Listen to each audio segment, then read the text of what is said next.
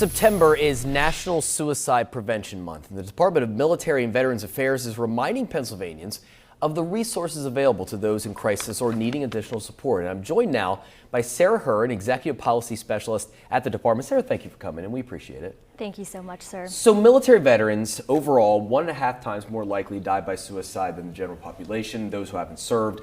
For female veterans, it's more than twice as likely. Why do we see that kind of risk factor?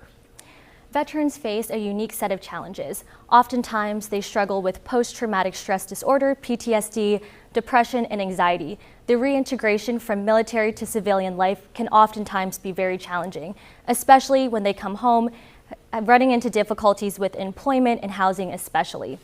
Yeah. They see things over in combat that the average civilian will never see. So what can we do and what is being done to help veterans with this kind of situation? At the Department of Military and Veteran Affairs, we offer a variety of services for our veterans, our service members, and their families. One program that we have is called PA Vet Connect, where we're connecting veterans to services for mental health, employment, housing, so on and so forth. For a list of all the services that we have to offer, please feel free to check out our website at www.dmva.pa.gov. We hear a lot about this with veterans kind of trying to reintegrate into society. How can their family and friends who we know want to help and maybe see them struggling, how can they help their loved ones in this way when they kind of come back from their service? Veterans are resilient people, and oftentimes they may not reach out for help even when they need it. We encourage you to ask the question, "Are you okay?" because it may open doors to a more important conversation.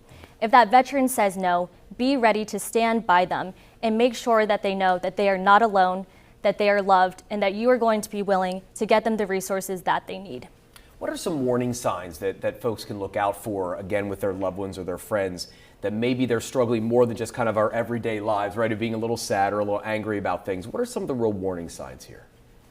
In regards to warning signs, when you notice someone is being more withdrawn, they may not do the things that they typically do, or if they also start giving away items and prized possessions.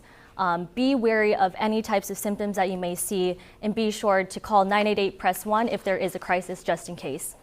Today is actually World Suicide Prevention Day, so how can maybe we all raise awareness of suicide prevention and things that could be done? The DMVA is encouraging everyone to light a candle tonight at 8 p.m. in observation for World Suicide Prevention Day. Anything else that we could do to kind of just be more aware of these mental health struggles? Maybe not just with veterans, but in society in general with this World Suicide Prevention Day? I ask that everyone, when they ask the question, "Are you okay?" to listen with open ears, with empathy, and with a kind heart. We know a lot of people are struggling this way. Sarah, thank you so much for joining us today. We appreciate it. Really important subject. We appreciate what you had to say. Thank you, sir. Have a good day. You bet. Thank you.